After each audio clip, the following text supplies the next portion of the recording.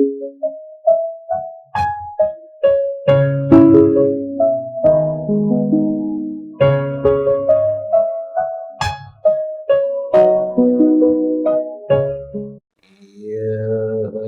जगत् साक्षात्कारः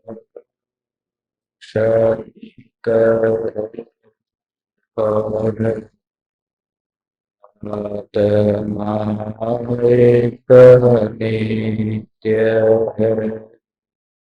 आत्मकानुभवस्य एकमात्र नित्यः कहनराज को करनमन करो महानय का आत्मज्ञान की प्राप्ति है मंगलमय सुख मंगलमय सुख सा।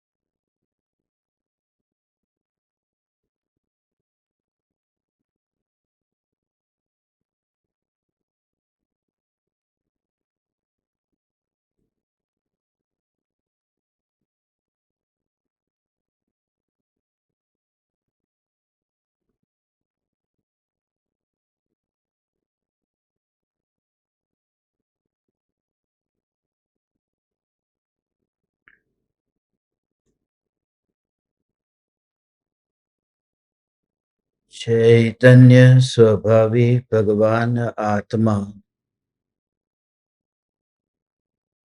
स्वयं ही चैतन्य समय सार है।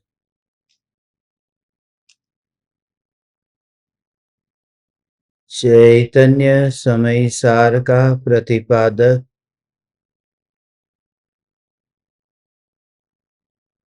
ग्रंथाधिराज समय सार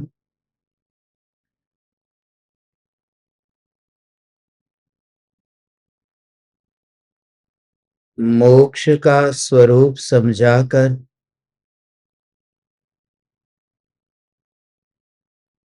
मोक्ष प्राप्ति की कला सिखाता है। साथ ही यह सिद्धांत समझाता है कि भगवान आत्मा अनंत ज्ञानियों के ज्ञान में जानने में आया है। वह राग से भिन्न जानने में आया है। जिन्होंने प्रज्ञा चैनी से रागादि विकल्पों को रागादि भावों को भगवान आत्मा से अलग किया है और भगवान आत्मा को ग्रहण किया है,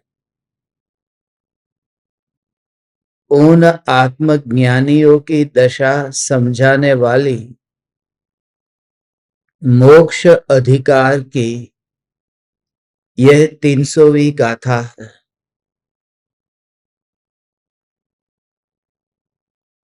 पता ही नहीं चला, एक एक गाथा पढ़ते पढ़ते डुबकी लगाते लगाते 300 दिन बीत गए बिना किसी अंतराल के।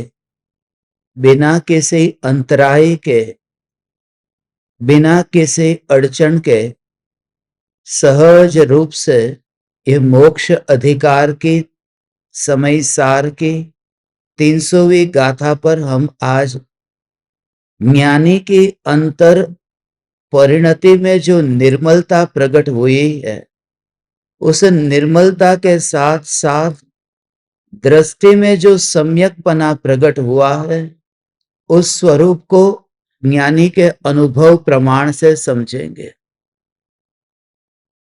यह ग्रंथ कुछ निराला है, क्योंकि इस ग्रंथ में ऐसा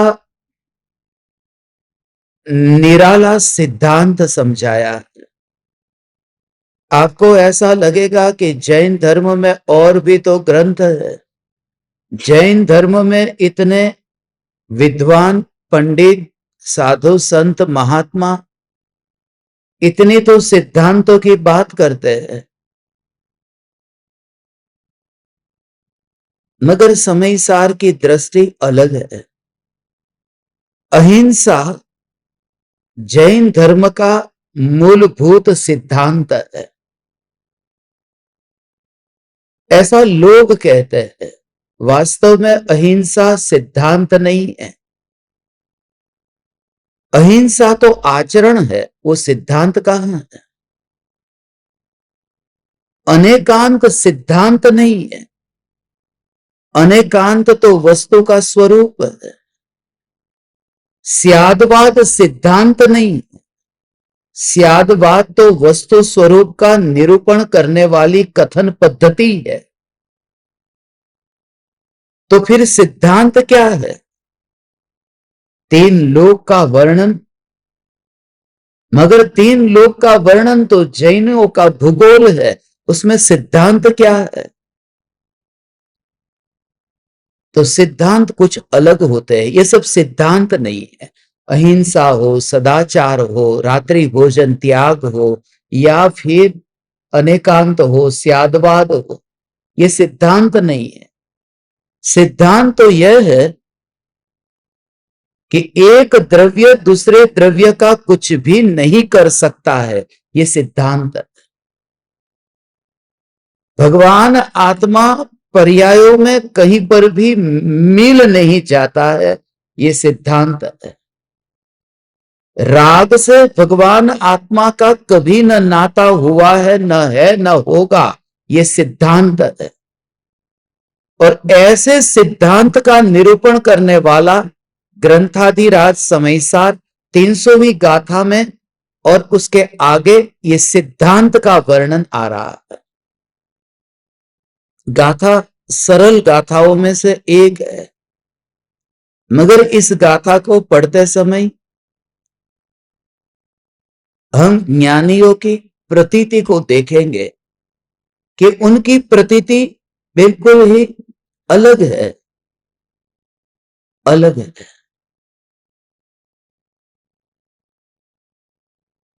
न तो किसी प्रकार का दुख का भय, संसार परिभ्रमण का भय, न तो किसी प्रकार का लोभ। सिर्फ सम्यक दर्शन प्रकट होते ही ज्ञानी ने पर पदार्थों में से अपनापन छोड़ दिया। अपना मूल तत्व ग्रहण होते ही राग से अपनापन छूट गया।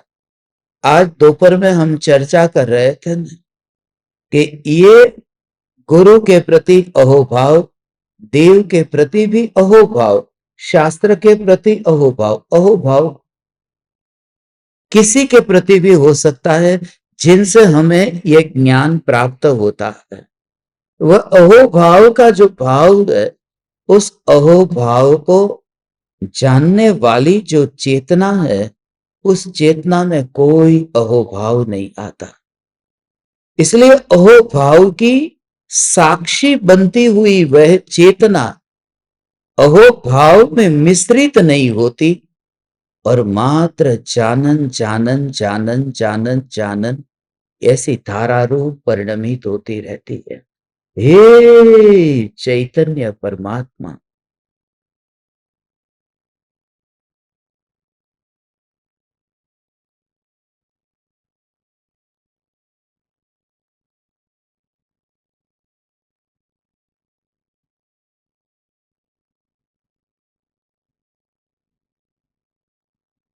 उसे कहते हैं यह ज्ञान स्वरूप अहोभाव से ग्रहण होने पर एक भी परमाणुओं में ज्ञानी की अपनेपन वाली दृष्टि, अपनेपन वाली जो दृष्टि है वह दृष्टि सम्यक दर्शन होते ही छूट गई है। उसे कहो तो मिथ्यात्व छूट गया। प्रत्येक क्रिया के काल में उस क्रिया को करने का जो विकल्प है, उस विकल्प के काल में, उस विकल्प में स्व स्वामी ऐसा संबंध नहीं बनता और राग के भाव के साथ स्व स्वामी संबंध नहीं बनता। इसलिए सम्यक दृष्टि ज्ञान चेतना में स्व स्वामी संबंध होने से उसके अतिरिक्त अपने को कहीं पर भी नहीं देखते। इसलिए जागृति बहुत जरूरी है, क्योंकि पुराना संस्कार है। इसलिए बहुत मन करेगा उन पर पदार्थों में दृष्टि करके अपनापन करने का। सबसे पहली बात कि ज्ञानी ने जब भगवान आत्मा को पाया, निर्विकल्प अनुभूति में यह प्रतीति हुई। यह तो आप सब जानते हैं कि सम्यक दर्शन उसी समय प्रकट होता है जब आत्मा की निर्विकल्प अनुभूति होती है। उस समय श्रद्धा की मोहर लगती है। तो जब मैं चैतन्य परमात्मा तत्व ज्ञान में झलका और श्रद्धा में अपनापन हुआ, श्रद्धा का परिणमन ऐसा, वहां अपनापन हुआ। कुछ आया नहीं, मगर वो जो अनुभव है उस समय, उतने समय के लिए वहां पर पर्याय में आनंद आया, मगर उसमें भी जो रस नहीं लेता, क्योंकि वह जो पर्याय में ध्रुव न्यायक का प्रतिबिंब पड़े और उसमें से जो रस लेना, महिमा उसकी नहीं है। ये बहुत सूक्ष्म बात है। जो त्रिकाली ध्रुव न्यायक देव का प्रतिबिंब जिस ज्ञान की पर्याय में पड़ता है, उस ज्ञान की पर्याय में भगवान आत्मा झलका और वहां जो ऐसा अनुभव हुआ, यही मैं, और उस समय निराकुलता और आनंद प्रकट हुआ। ये सब बातें, इसमें ज्ञानी का रस नहीं होता है, ये रस नहीं होता, इनमें रस नहीं होता। आनंद का भोग हुआ, आत्मा का आनंद, मगर ज्ञानी का रस नहीं है। यह बात है। इसलिए क्योंकि समझदार व्यक्ति अलग है। ये बच्चों के खेल है। बात तुम्हें थोड़ी अति लगेगी, मगर ये बच्चों के खेल है। अनुभूति हुई और ज्ञानी ने आनंद को भोगा, ये सब बच्चों के खेल है। ज्ञानी को पूछो कि आप क्या आत्मा का अनुभव हुआ, क्या आनंद को भोगा? नहीं, वो सब बच्चों के खेल है। क्योंकि जहां मैं जाता ही नहीं हूं, वहां मैं उसे भोगने भी कैसे जाऊं, अनुभव करने कैसे जाऊं? बालम विहाय जल संस्थित मिंदु बिंब, वो बच्चे का खेल है, वो बच्चे का खेल है। जो चंद्रमा का प्रतिबिंब पानी में पड़ता है और बच्चा उस चांद को पाना चाहता है, तो चांद आता ही नहीं है, क्योंकि चांद जहां है वहां से पानी में कैसे आएगा? मगर बच्चा खेलता है, खुश होता है। तो जिस पर्याय में त्रिकाली का प्रतिबिंब पड़ता है, वो पर्याय में अनुभव हुआ। मगर जो पर्याय उसका अनुभव करती है, वो ध्रुव को तो छूती तक नहीं है। वो अपने ही, वो पानी में जो प्रतिबिंब पड़ा, उस पानी में ही खेलता रहता है बच्चा। पर्याय पर्याय का ही अनुभव करती रहती है। इसलिए मैं तो वह तत्व हूं जहां अनुभूति ही नहीं है। सत्ता सत्ता सत्ता सत्ता सत्ता। यदि आत्मा की निर्विकल्प अनुभूति को उपलब्ध होना है, तो पर्याय में जहां प्रतिबिंब पड़ता है, एक समय का प्रतिबिंब बिना विकल्प का। मगर बात यह नहीं है कि विकल्प से या बिना विकल्प का, बात यह है कि वहां है या नहीं है, वह बात कर। चांद अपने आप प्रतिबिंबित हुआ या फिर कोई प्रक्रिया की गई, उस पर जोर मत देना। बात यह है कि चांद पानी में है कि प्रतिबिंब ही है। तो चांद तो वहां पर है, पानी में आया नहीं। इसलिए मैं वह तत्व हूं जो कभी पर्याय में आ नहीं सकता। माने वो पर्याय पर्याय पर्याय पर्याय पर्याय, वो पर्याय पर्याय, उसमें वेदन होता है और बच्चे को विकल्प नहीं आता है कि ये तो प्रतिबिंब है, मैं चांद को पकड़ के रहूंगा, क्योंकि उसमें ही उसने अनुभव कर लिया ये चांद। वह कल्पना हो सकती है ना, मगर वो कल्पना इसलिए नहीं है क्योंकि पर्याय ही पर्याय का अनुभव करती है। पर्याय वहां से ध्रुव तक जाती नहीं है, वहां उसे विकल्प ही नहीं आता है। यह अनुभव हुआ, यह अनुभव हुआ, वह अनुभव पर्याय में पर्याय का ही हुआ। बात पर्याय रूप परिणमन होने की है, वो पर्याय रूप ऐसा ही परिणमन हुआ। वह जो हुआ वो अनुभव में कोई भूल नहीं है, क्योंकि उसके भाव में वही बात है, तो वही अनुभव में आएगा। जैसा भाव है ऐसा अनुभव में आएगा। भले यहां सांप नहीं है, रस्सी है, मगर जैसे ही मुझे अनुभव हुआ ये सांप, तो दुख होगा क्योंकि मेरे भाव सांप रूप थे, तो दुख भी असली होगा क्योंकि भाव भी असली था। तो पर्याय में ध्रुव आता नहीं है, पर्याय में प्रतिबिंब पड़ता है। तो पर्याय में वेदन होता है मैं ध्रुव, तो उस रूप में परिणमन में वो भाव से भरी हुई पर्याय है और वो सत्य है, इसलिए आनंद उछलता है पर्याय में। ध्रुव तो आता ही नहीं है। और मैं वह तत्व हूं जो कभी पर्याय में आने वाला नहीं हूं। ऐसा ध्रुवता का जोर और पर्याय में पर्याय का वेदन, पर्याय में पर्याय का वेदन। सम्यक दृष्टि ज्ञानी धर्मात्मा, उनकी जो अंतरंग दशा है, ओहो, कोई एकाध ऐसा वेदला मैं ढूंढ रहा हूं जो इस भाव को समझे, न समझे तो पूछे, एक बार दो बार तीन बार ये पूछे कि ये अनुभूति पर्याय में पर्याय का वेदन, और चांद पानी में आया नहीं और बच्चे ने खेल करके खुशी भी मना ली, और अनंत काल तक यही हो सकता है, दूसरा कोई उपाय नहीं है, क्योंकि चांद खिसक ही नहीं सकता। ये ध्रुव की ध्रुवता कैसे सिकुड़ेगी एक समय में, क्योंकि मैं तो अनादि अनंत हूं, तो सिकुड़ करके अनुभव में नहीं आ सकता। अनुभव के लिए तो वर्तमान में वर्तमान का अनुभव हो सकता है। हाँ, दृष्टि विराट में हो सकती है, अनुभूति यहां वर्तमान में हो सकती है। उस बात को थोड़ा समझो। मेरी दृष्टि और ये अनुभव, अनुभव और दृष्टि, जैसे यहां आग है और मुझे आग का अनुभव हुआ और वहां पर बर्फ है, तो बर्फ मेरी दृष्टि में हो सकता है जो यहां है ही नहीं। मेरी दृष्टि में बर्फ हो सकता है जो यहां है ही नहीं, मगर अनुभव तो उसी का होगा जो यहां है। दृष्टि में तो कुछ भी हो सकता है। जो आंख में खटकेगा वो खटकेगा, वही खटकेगा जो आंख में है, जो यहां है। मगर दिखने में तो कुर्सी भी दिख सकती है, दीवार भी दिख सकती है, तो दृष्टि का विषय तो त्रिकाल बन जाता है, मगर अनुभव में वही आता है जो वर्तमान में होता है। इसलिए वेदन वर्तमान का है और दृष्टि त्रिकाली में है। बहुत गहरा सिद्धांत है। ओ हे तीन लोक के नाथ चैतन्य परमात्मा, ये परम सिद्धांत की बात है। ओ तुम समझे, ये गाथा इसी के ऊपर है।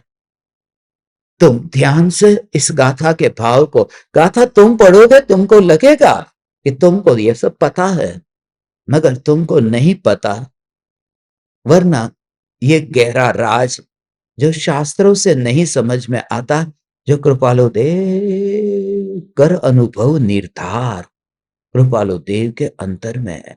अनुभव गोचर मात्र रही ज्ञान जो, मगर वह बात परमात्मा की नहीं है, वह बात केवली परमात्मा भगवान की है, जो केवली परमात्मा माने वह जो अनुभव ही जिसमें नहीं होता। इसलिए ज्ञानी को वही वही दिखता है। अनुभव अनुभव अनुभव, आ आ आ ऐसा समझ में आया तुमको?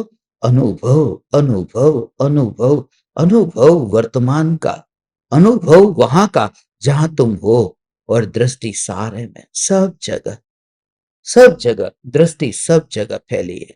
जैसे तुम खेत में खड़े हो, अपने खेत में खड़े हो, और जिस जमीन पर तुम खड़े हो, तो वहां पर बरसात की वजह से कीचड़ हो गया, और तुम्हारा पैर वहां फंसा हुआ है, तो तुम वहां पर रुक गए,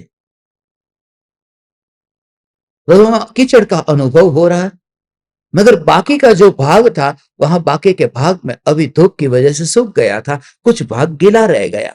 तो सारा खेत, अब तुम्हारा खेत समझने के लिए 1 एकड़ का खेत है, तो तुम देखते हो 1 एकड़ के खेत को दृष्टि में देख सकते हो कि नहीं, और नजर भी नहीं घुमानी पड़ती, ऐसे ही देख लेते हो। मगर एक कदम आगे उसका तुम्हें अनुभव नहीं है कि वहां नरम मिट्टी है या कड़क मिट्टी है। अनुभव उसी का होगा जहां तुम हो, और दृष्टि पूरी विराट पर जा सकती है। तो पर्याय में वर्तमान में जो एक आ, आ, आ, आ, ये एक समय में, हे तीन लोक के नाथ परमात्मा, ये एक समय का वेदन, एक समय का वेदन, और उस समय वेदन एक समय के पर्याय में, मगर उस समय श्रद्धा ने यह काम कर लिया कि त्रिकाली में अपनापन कर लिया उस वेदन में। ओ हो, वो कैसे होता है? ओ हो ओ, इसलिए कहता हूं कि मेरे पीछे ये मुनिराजों का झुंड होगा। वो उसका कारण है क्योंकि मुझे ऐसा ही दिखाई दे रहा है, तुम ज्ञानी ज्ञानी ज्ञानी ज्ञानी ज्ञानी ज्ञानी, कुछ दूसरा दिखता ही नहीं है। हो, क्योंकि तुम वहां जहां पर वो खड़े हो, वहां पर तुम्हें वही दिखेगा। कैसा अनुभव है? एक समय की पर्याय में भगवान आत्मा अनुभव में आया, ऐसा एक समय की पर्याय में हो। अब आ सिद्धांत है, एक समय की पर्याय में ये भगवान आत्मा अनुभव में आया, अनुभव में आया। मगर अनुभव में आने पर उसकी दृष्टि, दृष्टि का मतलब ये आंख नहीं है, दृष्टि का अर्थ है अपनापन, अपनापन। तो अनुभव में आया, और दृष्टि, दृष्टि, दृष्टि का अर्थ है अपनापन। दृष्टि विराट में फैली हुई होती है, और अनुभव उसी का होगा जो जहां वर्तमान है। इसको ऐसे समझने के लिए, ये मेरा हाथ है, ये मेरा हाथ है, और मैंने किसी को छुआ, ऐसा, ऐसा छुआ, अब उनको बुखार आया, ये बा को बुखार आया, अब मैंने ये हाथ ऐसा छुआ तो गर्म, तो यहां का भाग, ये यहां का भाग देखना, ये यहां का भाग, तो मुझे गर्म का अनुभव हुआ, और यहां मैंने छुआ, तो अनुभव मुझे उनके यहां के गर्म का नहीं होगा, यहां का जो गर्म था वही अनुभव में आएगा, क्योंकि मैं वहीं छू रहा हूं, तो वहां छू रहा हूं। मगर छूते ही गर्म उनको बुखार आया, ये मुझे पता चल गया, अनुभव हुआ। मगर यही भाग जो है, ये मेरी मां नहीं है, वो पूरे में, वो उसको अपनापन कहते हैं, अपनापन माने हैं, और अनुभव उसी का होता है जहां तक मैं अनुभव करता हूं, यहां जितने भाग में ये फैलेगा बस उतना। तो एक समय की पर्याय में वह भगवान आत्मा अनुभव में आता है, और उस समय त्रिकाली अनुभव में नहीं आया, एक समय की पर्याय में भगवान आत्मा अनुभव में आया। આ આત્મા માટે શરીરને ગાળી દેવું પડે તો મંજૂર છે, એટલા માટે હો આ બોલાય નહીં તોય બોલું છું। ઓહો, કારણ કે તમને સમજાય આ વાતને, નહીં તો સમજાશે નહીં। ક્યારે તમે આ સાંભળશો ને સમજશો અહીંથી ગયા પછી, એટલા માટે થઈને આ વાત તમને કહું છું, બહુ અંદરની વાત છે। નિર્વિકલ્પ અનુભૂતિ એક સમયમાં જે જ્ઞાનીને પ્રગટ થઈ, એ અનુભૂતિ પ્રગટ થતા અનુભૂતિમાં આખો ભગવાન આત્મા, એ આખો ભગવાન આત્मा એટલે त्रिकाली भगवान आत्मा, वह अनुभव में आया नहीं, एक समय की पर्याय का अनुभव हुआ, बराबर। तो पर्याय का अनुभव हुआ न, तो पर्याय का अनुभव, तो पर्याय तो एक समय की है, तो तो एक समय की पर्याय का अनुभव जब हुआ, तो एक समय की पर्याय का अनुभव हुआ, तो उसको इतना अभाव क्यों आया कि मैं ऐसा महिमावान तत्व हूं? क्योंकि जो अनुभव तो एक समय का हुआ। समझ में आया? एक समय का हुआ, तो एक समय की पर्याय का अनुभव हुआ, उसमें उसने कैसे पूरे में अपनापन कर लिया। अनुभव एक समय की पर्याय का हुआ, तो महिमा क्या रही कि मैं ऐसा त्रिकाली ध्रुव भगवान आत्मा, जिसका तो अनुभव नहीं हुआ। तो कैसे उसने अपनापन किया? जब उसको अनुभव में नहीं लिया तो अपनापन कैसे हो गया भगवान आत्मा में? जो तीनों काल में व्याप्त टिका हुआ भगवान आत्मा, सम्यक दृष्टि को उसमें अपनापन कैसे हुआ? हो है? एक समय की पर्याय में अपनापन, और एक समय की पर्याय में अनुभव, और उस पर्याय में ऐसा दृष्टि का जोर भगवान आत्मा में, ये पूरा विराट अस्तित्व। तो एक समय की पर्याय में जो अनुभव हुआ है, वो एक समय की पर्याय का अनुभव, उसमें स्वभाव का अनुभव हुआ है। और स्वभाव का अनुभव होने से अनुभव वर्तमान की पर्याय में हुआ, मगर वो स्वभाव है, और वो स्वभाव अखंड है। उस स्वभाव को एक समय की पर्याय में अनुभव हुआ, एक समय की पर्याय में अनुभव हुआ। ओ हो। दो बात अलग अलग है। अनुभव की पर्याय अलग है और दृष्टि की पर्याय अलग है, ज्ञान की पर्याय अलग है। तो दृष्टि की पर्याय का काम अलग है, वो पैर का काम अलग है। पैर एक साथ में दो जगह नहीं रह सकते, मगर मेरी आंख एक साथ में एक एकड़ को देख सकती है।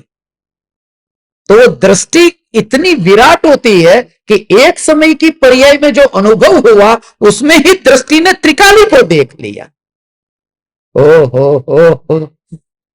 वो अनुभूति थोड़ी त्रिकाली को देखती है, वो दृष्टि ने देखा कि मैं त्रिकाली। इसलिए त्रिकाली में तो अपनापन अपने आप हो गया है। इसके लिए ये अलग अलग गुणों का परिणमन है। ज्ञान का परिणमन अलग है, चारित्र का परिणमन अलग है, आनंद का परिणमन अलग है, और श्रद्धा का परिणमन अलग है। ये बात श्रद्धा की है। तो श्रद्धा ये देखती है कि मैं त्रिकाली, और अनुभव एक समय में मैं त्रिकाली। वो करंट यहां वर्तमान में लगा, मगर उस समय मान्यता ऐसी हो गई कि सब में फैला हुआ। अब उंगली तो गई नहीं थी, मगर श्रद्धा तो ऐसी हो गई ना कि सब में करंट है।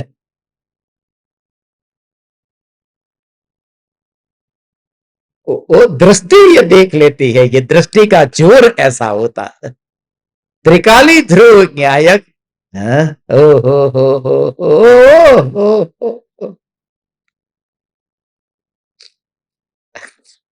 हे चैतन्य, चैतन्य परमात्मा, ऐसा दृष्टि का जोर होता है। एक समय में दृष्टि ऐसा सब कुछ देख लेती, कल्पना नहीं करती है। इसलिए सम्यक दर्शन कल्पना नहीं है, वो प्रत्यक्ष, ऐसा जैसे ये अनुभव हुआ और श्रद्धा में ये आया कि मैं त्रिकाली, वो दृष्टि, दृष्टि फैल गई है। मैं त्रिकाली, त्रिकाली तो त्रिकाली, ऐसा भी वो बोलने की बात है। वो अनुभूति होने के बाद लिखता है कि मैं भगवान आत्मा तीनों काल में टिक करके रहने वाला हूं। उस समय तो दृष्टि सत्ता मात्र को देखती है, उसमें भी भूतकाल वाला, वर्तमान वाला, भविष्य वाला, ऐसे ये तीनों काल वाला ऐसा नहीं होता। उस समय तो सत्ता में सब गर्भित है, ये सत्ता में गर्भित है। ये कल मेरी मां थी, आज मेरी मां है, कल मेरी मां रहेगी, ऐसा थोड़ी है। ये मां, उसमें वो तीनों काल व्याप्त है।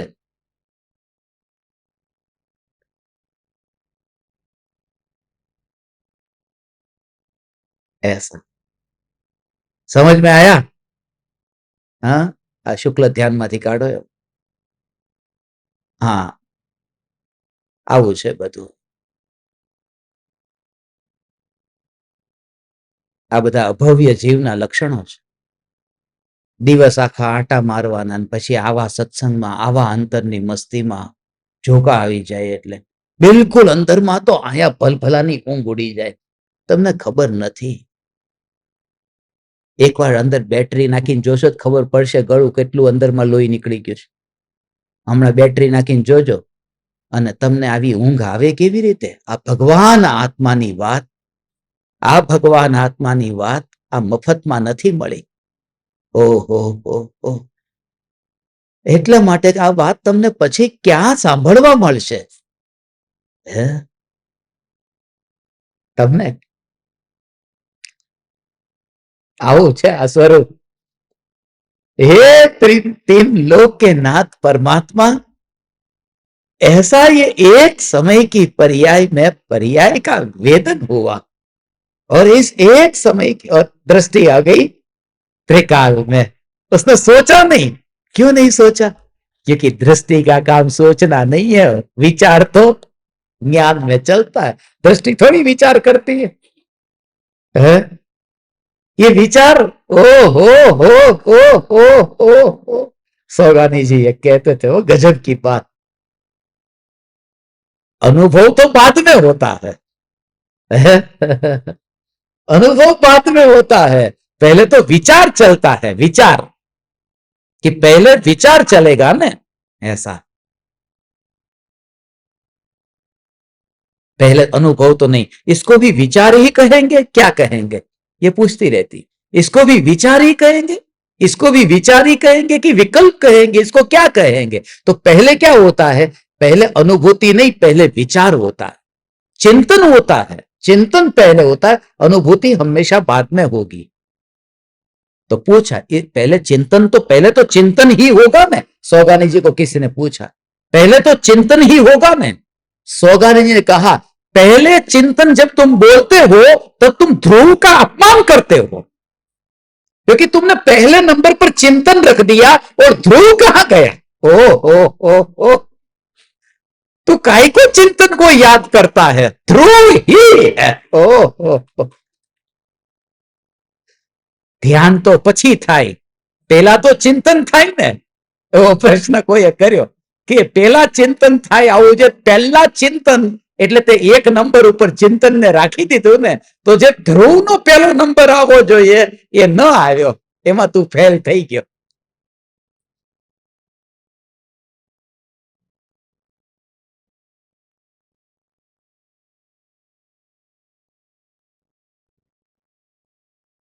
સમજાણું કાંઈ? દ્રવ્ય દ્રષ્ટિ પ્રકાશ બધા અહીંથી લઈને જાજો, એક એક કોપી લઈને જાજો, વાંચવા જેવું છે. અને હવે બીજું દ્રવ્ય દ્રષ્ટિ પ્રકાશ આપણું આવવાનું છે. આવે ને, કેમ ના આવે? देवदास मूवी बे बार आवे तो द्रव्य दृष्टि प्रकाश केम न आवे? द्रव्य दृष्टि डीडी, देवदास में भी डीडी तो है.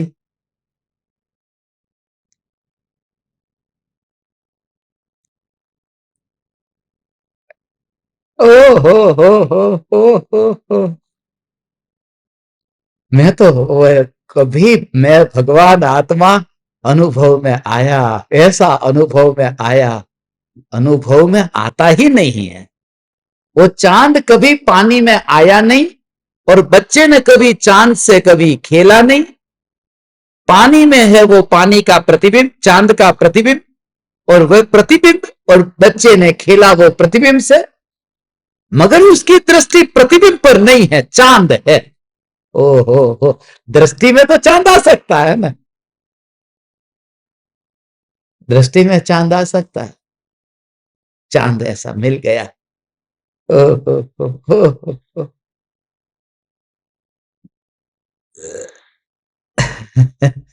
ऐसा ध्रुव चैतन्य. સાંભળો, ભગવાન આવી બધી બહુ સૂક્ષ્મ વાતો છે. એવી સૂક્ષ્મ વાત છે. ગાથા પેલા વાંચી લઈએ. 300મી ગાથા છે, નહીં તો ઈ રહી જશે. કારણ કે ગાથામાં વાત તો આ જ છે.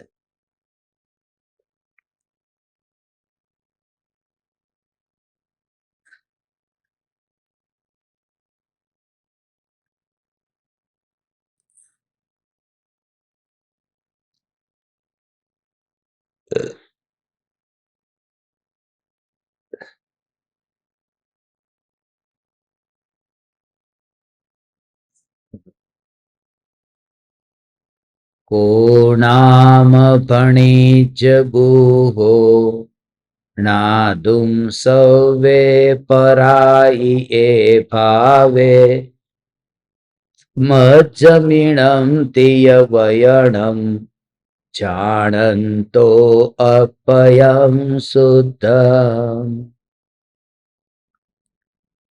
अपने शुद्ध आत्मा को जानने वाला और सर्व प्रभावों को पर जानने वाला कौन ज्ञानी ऐसा होगा कि जो यह कहेगा कि ये पर पदार्थ मेरे है. तात्पर्य यह है कि कोई भी समझदार व्यक्ति यह नहीं कहता कि पर पदार्थ मेरे है, तो फिर आत्मज्ञानी व्यक्ति ऐसी बात कैसे कह सकता है? बात तो सरल है, समझाए एवी बात छे, पण न समझाय एवी बात हती ए मैं तमने कीधी के अघरी पड़े. आवी रीते पर्याय अनुभूतिनी पर्याय. पहले तो भगवान आत्मा अनुभव में आया तभी तो भेद ज्ञान हुआ स्वपर के बीच में. उसमें ग्रहण करने का मतलब क्या है? ग्रहण करने का मतलब उसमें एकत्व करना. कहा ना, पर द्रव्य से पर भावों से भगवान आत्मा भिन्न है. ओ ऐसा जानकर त्रिकाली ध्रुव भगवान आत्मा में अपनापन होता है. वो अपनापन उसको ग्रहण करना कहा, भगवान आत्मा को ग्रहण कर लिया.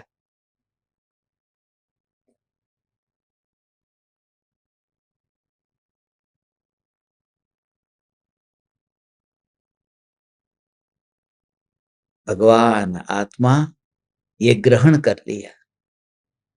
तो जहां पर भी है सम्यक दृष्टि ज्ञानी, एक बार पर को पर जानने के बाद में फिर कौन ऐसा होगा जो कहेगा कि ये पर द्रव्य मेरा है? आगे बैठ जा, आगे ले. हाँ, बहुत सरस. હવે તને નહીં દેખાય પર.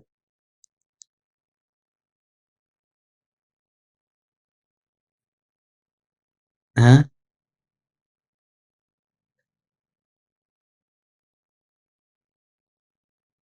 दोनों में अंतर समझ में आया? एक में जानने वाला और दूसरे में देखो पर जानने वाला. ये देखो, अपने शुद्धात्मा को जानने वाला, यहां क्या लिखा है?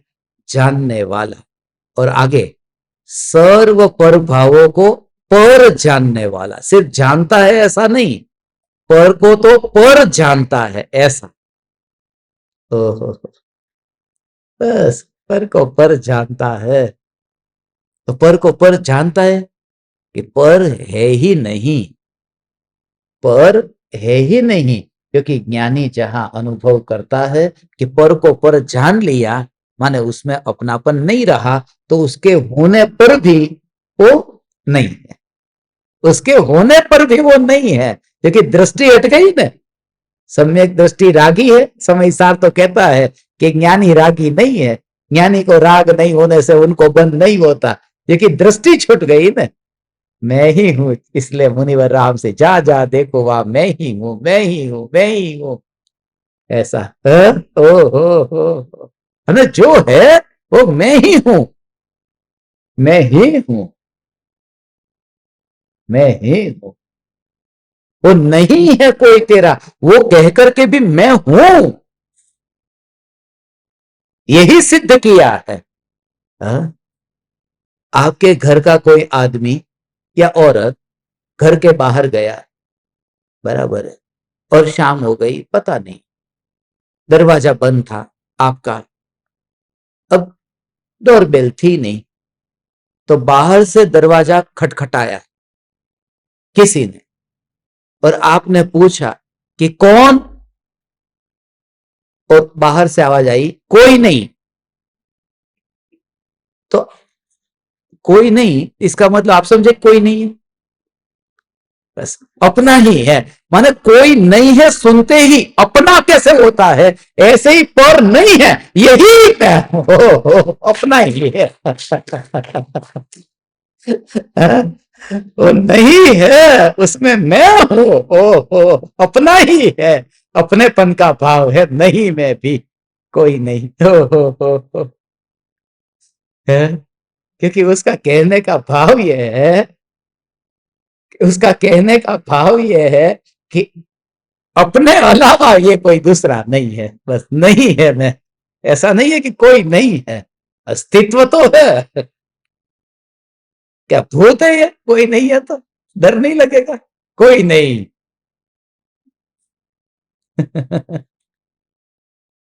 और वो नाद से पहचान जाती कोई नहीं। और जो अपना हो ना, वो ही ये बोल सकता है कोई नहीं। बाहर का आदमी खटखटाओगे तो कोई पूछेगा कौन, आप बोलेगे कोई नहीं, कि रमेश, सुरेश, ऐसा। अपना होगा वही कहेगा कोई नहीं। सम्यक दृष्टि ज्ञानी धर्मात्मा, ये पर मैं नहीं हूं, ये नहीं हूं ऐसा जो जाना, उसमें कौन है, नहीं हूं, नहीं हूं नहीं, यही मैं। उस ज्ञान में उसने अपने को जान लिया है। समझ में आया ना है? हाँ, हाँ। कितने सूक्ष्म बात है, देखो अभी आगे इसमें क्या कहा, सवरों पर भावों को पर जानने वाला कौन ज्ञानी ऐसा होगा कि जो यह कहेगा कि ये पर पदार्थ मेरे है।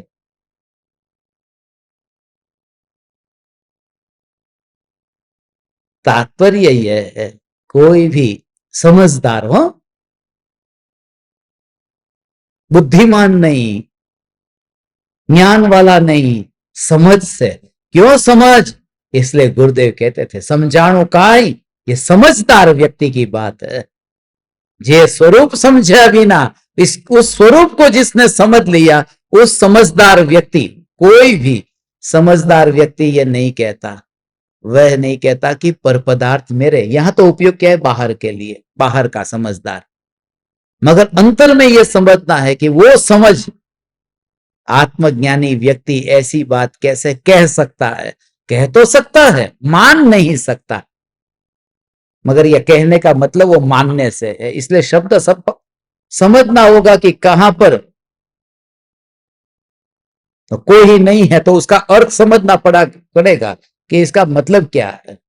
ऐसे ही कैसे कहेगा ज्ञानी कि पर पदार्थ मेरा है, ये लैपटॉप किसका है, मेरा है, मोबाइल किसका है, मेरा है, तो मेरा है बोलेंगे ना।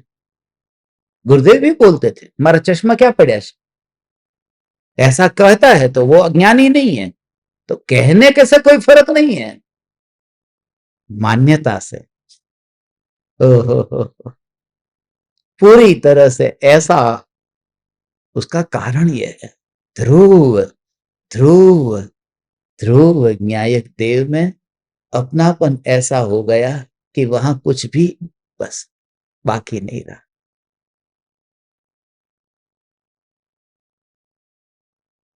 वो दृष्टि, दृष्टि इतनी विराट है।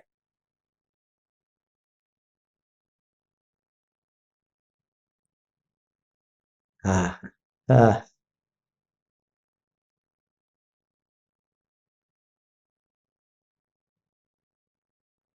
हमारे गुरु जी एक बात कहते थे कि सम्यक दृष्टि के ना, सम्यक शिखर गया और वहां पर लूट गया। सम्यक शिखर गया था पूजा करने के लिए, वहां पर भगवान के ऊपर अपन गए थे ना। हाँ, कौन कौन नहीं आया था? हाँ, इतने सारे नहीं आए थे। अच्छा अच्छा हो, अच्छा हो। ना कोई वांधो। तो सम्यक शिखर गए थे,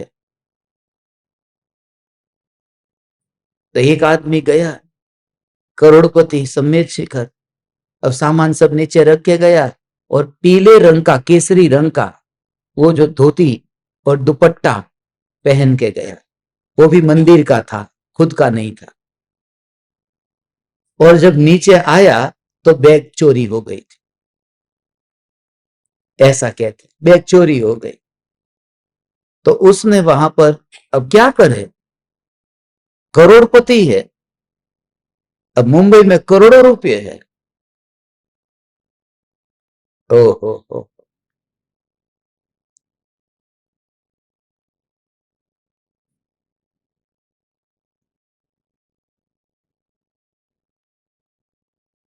तो वहां की मंदिर की ऑफिस थी, वहां जाकर के उसने कहा कि थोड़ा पैसा दो। कितना? बोले 50,000। बोले किसके लिए? वो जो बताते थे वो, किसके लिए? बोले मेरी बैग, मेरा पैसा, सब कुछ लूट गया, कोई चोरी करके ले गया, क्या हो गया पता नहीं। इसके लिए आप सबको पहले से ही बोल देता हूं, यात्रा में किसी को लेके नहीं जाना चाहिए कुछ। हाँ, याद आया है तो बोल दो, कोई भी कुछ भी साथ में गहना, महंगी चीज कुछ नहीं लाना है, खाली हाथ आओ टिकट लेकर के बस। कुछ खर्चा नहीं करना है, करना था वो कर दिया, अब कुछ भी नहीं करना है, बस जो होगा मैं हूं ना। मगर बस कुछ भी, खाली लाना हो तो एक याद आ गया अभी, छाता लेके जरूर आना। हाँ, छाता होना चाहिए, अभी कितनी तकलीफ होती वहां से यहाँ आने में, तो छाता होना चाहिए, छाता, रेनकोट, वो बाद में रख देना, वो उठ करके, खाली छाता बोला ने तो उठे, मेरे को देखो इस वक्त ये वाक्य बोला तो उठे। इन जीवों को, भगवान आत्मा की महिमा ऐसी कभी आई कि तात्कालिक लाओ करो आत्मा का कल्याण?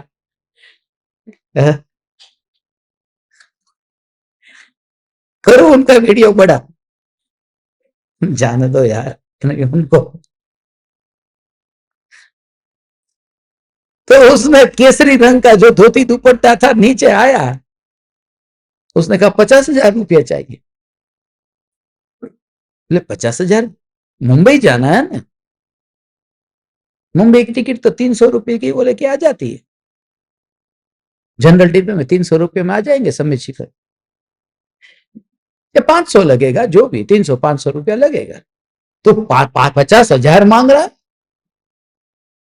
कि दे दो। मगर वो बात ऐसी थी कि वो जब 50,000 बोलता है, तो उसको पता है मुंबई में करोड़ों रुपए पड़े हैं, और वो करोड़ों के साथ में वो ऐसा जो होता है ना, तो उसकी नजर में वो 500-200 ऐसा भाव नहीं आता, वो हमें ऐसा कहते हैं। वो इतना बड़ी बड़ी बात होती है कि भाई तो वो जाते होंगे लोग उसमें 300 रुपये वाली टिकट लेकर, मगर मैं अभी कितने सालों से वो भी विमान के अलावा बैठा ही नहीं हूं, मेरा कुछ नहीं लुटा, विमान में ही जाता हूं, टैक्सी से जाता हूं, तो टैक्सी का 10,000 गिन लो, विमान की फिर 20,000 10,000 की टिकट गिन लो, फिर वहां से टैक्सी से जाना आना होगा, और थोड़ा तो साथ में लेके निकलता हूं, कभी उसके बिना निकला नहीं।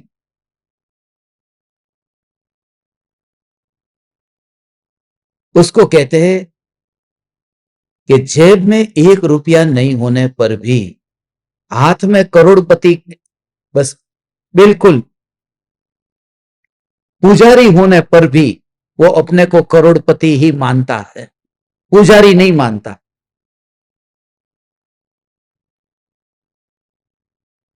तो सम्यक दृष्टि पहचान ही नहीं पाओ, वो बाहर में कैसा है पहचान ही नहीं पाओ।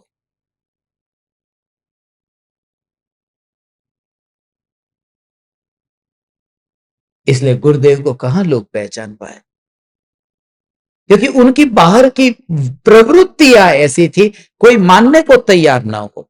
चांदी की थाली में ज्ञानी को भोजन करने की जरूरत क्या है, स्टील की थाली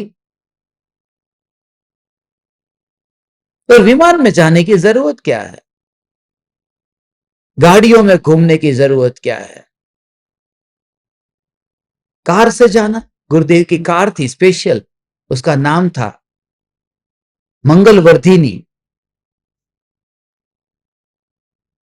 और वह मेरी भी कार का नाम था, बस का नाम था। जयपुर में जब पढ़ता था तो स्कूल बस जो थी, उस स्कूल बस का नाम मंगलवर्धिनी था, लिखा हुआ रहता था मंगलवर्धिनी। जयपुर आते उनको पता होगा आज सिटी बस में जाना है कि मंगलवर्धिनी में जाना है। लेकिन गाड़ी की जरूरत क्या है? कि वो कहते हैं कि बस मैं अव्रती हूं, मगर उनकी अंतर की दशा कोई जानने की कोशिश ही नहीं करता।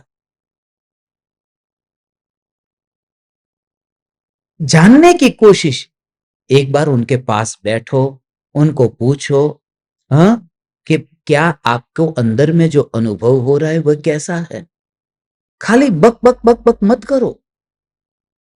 खाना खा लो, खाना खा लो, खाना खा लो, खाना तो खाते ही नहीं, मगर एक बार पास में बैठ के पूछो कि क्यों नहीं खा रहे हो, कहीं से खून निकल रहा है, कहीं तकलीफ हो रही है। बक बक बक क्यों करना, पूछो तो सही पास में बैठ करके कि इतने दिन से क्या हो गया है। पूछने के लिए भाव तो आए।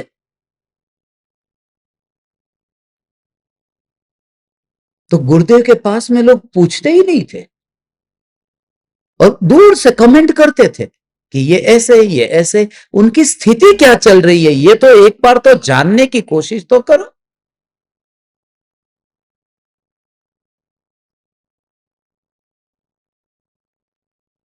बहुत बात सूक्ष्म बात है और बाद में पछताओगे तुम। इसके लिए तुम मौका मिला है, सदुपयोग करो, समझो। इसलिए मैं रोज कहता हूं कोई समझने वाला चाहिए, समझने वाला चाहिए, खिलाने पिलाने वाला नहीं चाहिए। वो तो रेस्टोरेंट में जाऊंगा तो मिल जाएगा वेटर, पैसा भी नहीं देना पड़ेगा, देना मैंने बाद में देना पड़ेगा, पहले तो बिना पैसे का ही खिला देगा। मगर वो पूछेगा नहीं आपकी तबीयत ठीक है, क्या हालचाल है, गला कैसा है, हृदय कैसा है, पेट कैसा है, वो कुछ नहीं पूछेगा। और मूढ़ो ये तुम्हारी जिम्मेदारी है, ये सब जिम्मेदारी है, खाली खाना बनाकर खिलाने की नहीं, ये सब व्यवहार सीखना पड़ेगा। नहीं तो मुनिराजों को खिला करके भी उनका पेट बिगाड़ोगे तुम। तो जो भी होता है उसके पीछे बहुत कारण होता है।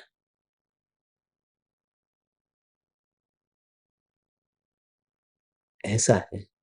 हे चैतन्य परमात्मा, हे चैतन्य परमात्मा, सम्यक दृष्टि की पहचान बाहर से नहीं होती है, ऐसे पहचान नहीं होती है। उपयोग की सूक्ष्मता और परिणति की निर्मलता, कोई कनेक्शन ही नहीं बैठता है।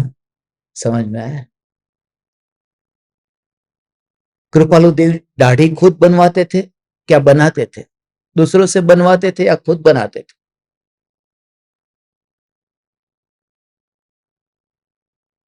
फिर ये मूछ का सेटिंग करते समय थोड़ी भी इस साइड की छोटी ना हो, इस साइड की बड़ी ना हो, तो पूरा मूछ का सेटिंग करने में ध्यान रखना पड़ता है ना। जो मूछ वाले उनको पता होगा। सो समझाई से ना, कापपानी नहीं हो। हाँ, मूछ क्यारे नहीं काटवानी, मूछ खुद कहती है मुझे काटना मेरा सरासर अपमान है। यदि काटा तो इस जन्म में मूछ नहीं तो अगले जन्म में पूछ बन के निकलूंगी। इसलिए मूछ वाला तो मूछ काटता ही नहीं।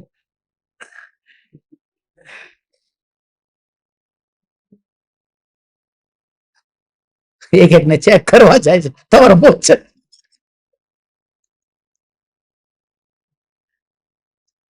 ठीक है, मगर अब जो मैं कह रहा हूं वो कि परम कृपालु तेरी सम्यक दृष्टि है, ज्ञानी धर्मात्मा है, तो उपयोग की एकाग्रता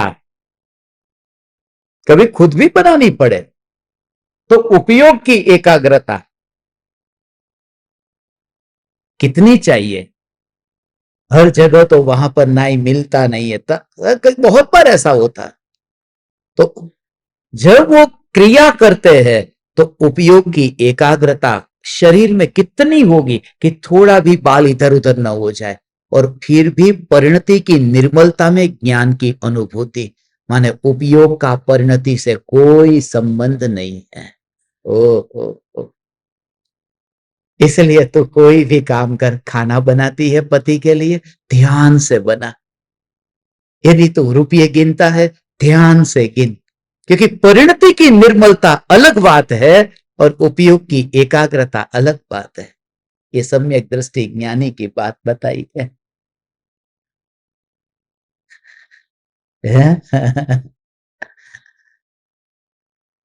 समझाणो भगवान आ समय सार ने 300મી गाथा, 300 गाथा पूरी हो गई।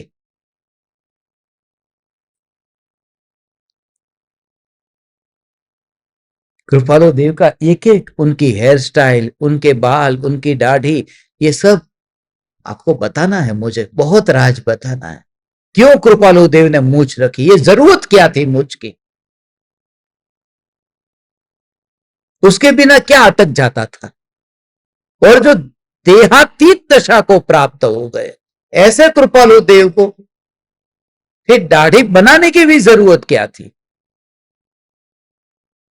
फोटो खिंचवाने की जरूरत क्या थी। क्योंकि फोटो खिंचवाई माने किसी ने पोज लिया तो कृपालु देव ने दिया।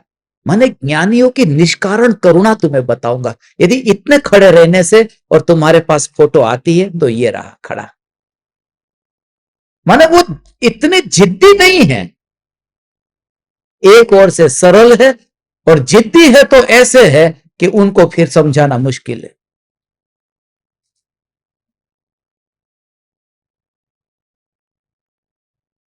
गुरुदेव के सामने किसी को बोलने की हिम्मत नहीं थी। वो एक व्यक्ति कोई ऊंची आवाज में कोई बोले नहीं। गुरुदेव का तेज, गुरुदेव का प्रभाव, गुरुदेव का बल और गुरुदेव का रूप इतने गोरे थे, जिन्होंने देखा उनको पता गोरे।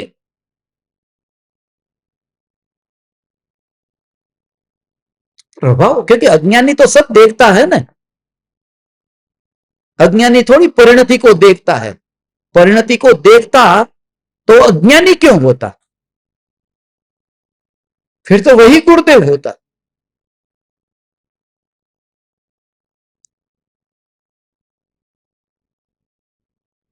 इसलिए बस कल तुम्हें ज्ञानी नहीं मुनि भी मिलेंगे। बस बस तुम बस खाली पहला कर्तव्य उन्हें समझ लो। न तुम आहार दो, न तुम दवाई दो, न तुम घर दो, न तुम गाड़ी दो, न कोई भी वस्तु न दो। खाली उनको समझ लो कि इसके पीछे कारण क्या है, आप मुझे बताओ ना, समझ लो। मैं मुंबई रहूंगा तो मुंबई रहने के पीछे कारण क्या है। इधर की उधर, उधर की इधर, इधर की उधर लंबी लंबी पंचायत मत करो। मुझे आओ मेरे पास, पूछो और समझो कि मेरे अंदर क्या है। क्योंकि बहुत कुछ अंदर की बात होती है, वो सबको नहीं पता होती।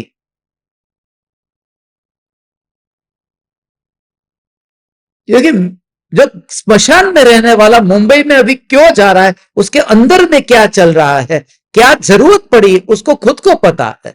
तो कभी कुछ देना मत, खाली समझना, बस समझो, समझो। Just try to understand, understand, समझो। और यही काम करना है। कृपालु देव ने यही कहा, जे स्वरूप समझा बिना, तूने गुरु को रोटी नहीं दी इसलिए भटका। समझा नहीं था, बस समझा नहीं, तू समझ। Just try to understand.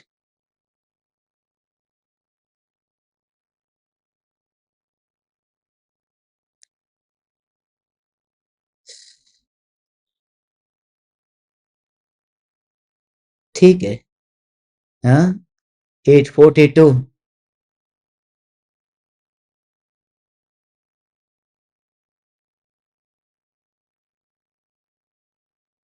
कितने हैं?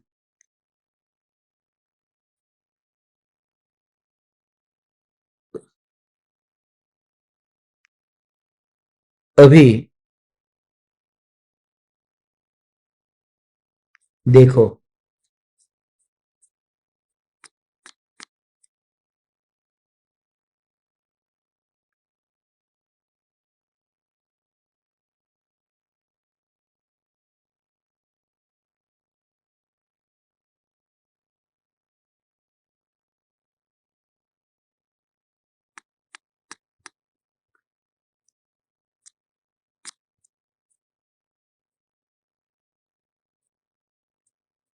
ये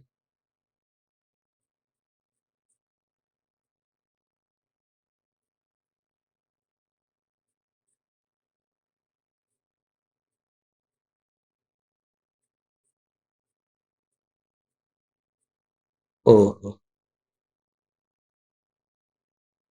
स्व स्वामी संबंध की बात थोड़ी अधूरी है, कभी लेंगे अभी, क्योंकि उसको स्व स्वामी संबंध सम्यक दृष्टि का राग के साथ छूट गया। कल कंटिन्यू करेंगे। अभी ये गाथा के साथ में ही लिंक, अभी आगे की गाथा है 301, 302, 303 और फिर 307 गाथा तक ये अभी चलेगा। तो 14 तारीख को ये समय सार का मोक्ष अधिकार पूरा होगा। 7 दिन का 307 गाथा तक मोक्ष अधिकार है। 308 से फिर सर्व विशुद्ध ज्ञान अधिकार है और वहां से क्रमबद्ध पर्याय शुरू होगी 308 से 311। और ओ हो 14 तारीख को मोक्ष अधिकार पूरा होगा। अपनी ट्रिप भी शायद उसी दिन पूरी हो रही है ना। हाँ, हमारा राज पर्यटन भी 14 तारीख को पूरा होगा। तो इडर में ही प्लान करते हैं मोक्ष अधिकार का समापन और सर्व विशुद्ध ज्ञान अधिकार फिर शुरू करने की भावना पाता हूं गजपंथा से। अब भाव आ गया है। देखते देखते भाव आया है। बाकी तो फिर 308वीं गाथा है ना, क्रमबद्ध पर्याय, जो जो देखी वीतराग ने, देखेंगे। ये यहां पर बैठ करके जो आपको भाव आता है, उसके लिए भावलिंगी मुनिराज उन सबके पास में बैठना ये बहुत जरूरी है। खाली चौके में जाकर खिलाने वाले वो पवित्र नहीं होते। उनकी वृत्तियों में कितनी कुटिलता होती है, कितनी माया, कितना लोभ, कितना झगड़ा, कितना क्रोध। मत समझना कि अंदर में समझो, पूरी तरह से समझो कि ऐसी दशा उनको जो प्रकट हुई, उसके पीछे उनके अंतर में त्रिकाली का जो जोर है, वो जोर कैसा होगा, ये समझो। इसलिए तो हम कृपालु देव को क्या दे सकते हैं? कुछ भी नहीं। सिर्फ एक ही काम हो सकता है, उनको समझ सकते हैं, उनकी दशा को समझ सकते हैं।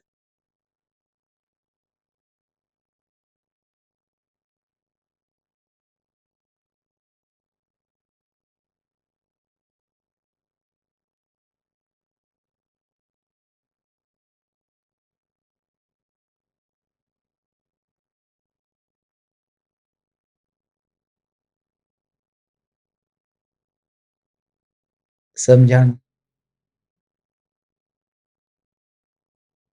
ये यहाँ का माहौल अभी और चैतन्य के नाद से गूंजेगा।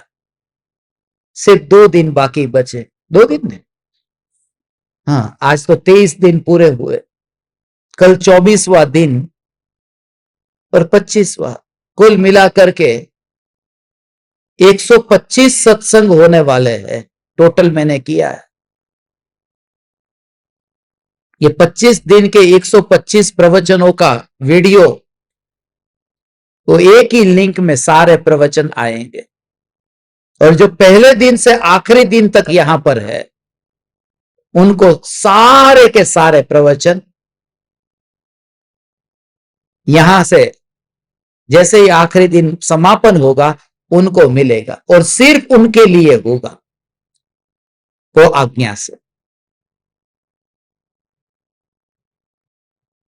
पहले दिन से आखिरी दिन माने पहले दिन थे और आखिरी दिन थे, ऐसा नहीं।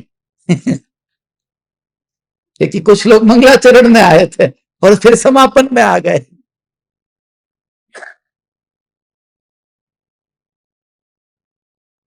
इसलिए यहां का माहौल ऐसा करना है। तुम इतने सरल हो जाओ।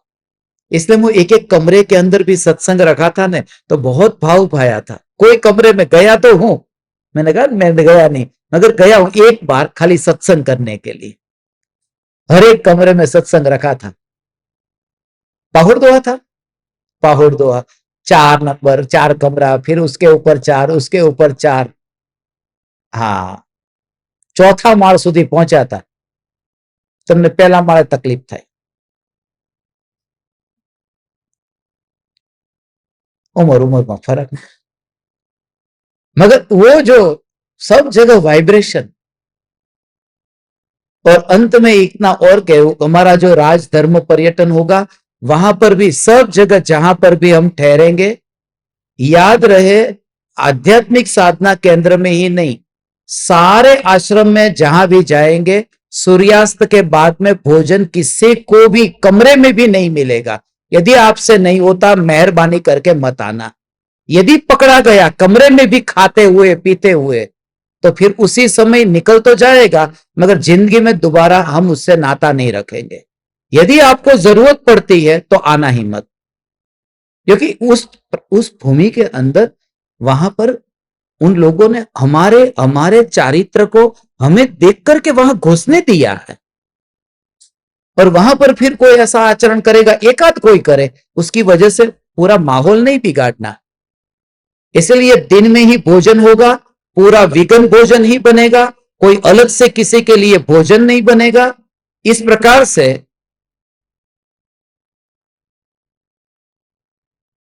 जिनकी अनुकूलता हो वही आए। और ये तो हमारा नियम है, ये इस बार का नहीं, कहीं पर भी कोई कार्यक्रम होगा, विगन भोजन होगा, और रात्रि में तो होता ही नहीं है। कहां कैसे होगा रात्रि भोजन?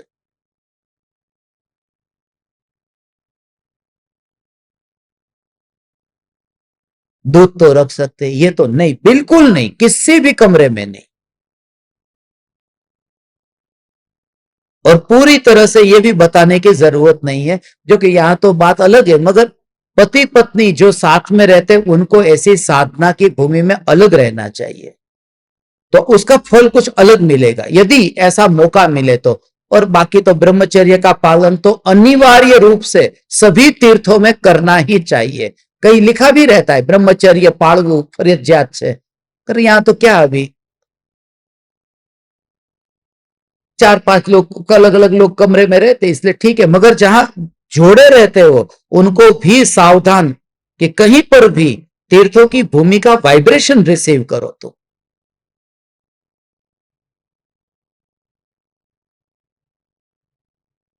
इसके लिए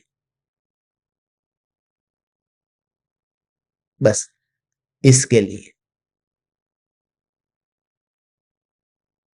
हे चैतन्य परमात्मा, आप सभी से अंत में, जो इस सत्संग के बाद में आप तो बैठेंगे ही, मगर इस सत्संग के बाद में 2 मिनट में मैं एक और मीटिंग स्टार्ट कर रहा हूं। जिन लोगों को यात्रा में आना है, जिनके नाम लिखे हुए हैं या फिर आना है, वो सभी 5 मिनट के बाद में इस समय सार की लिंक पर ही क्लिक करके जुड़ जाना।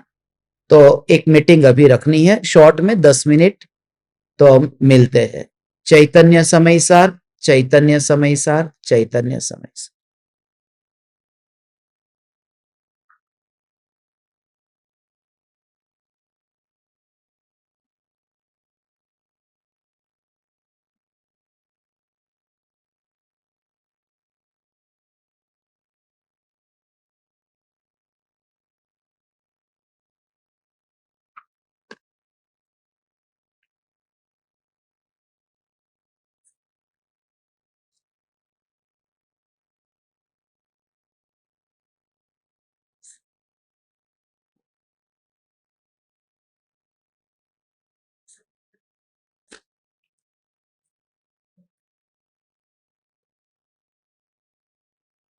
अहो अहो श्री सद्गुरु करुणा सिंधु अपार,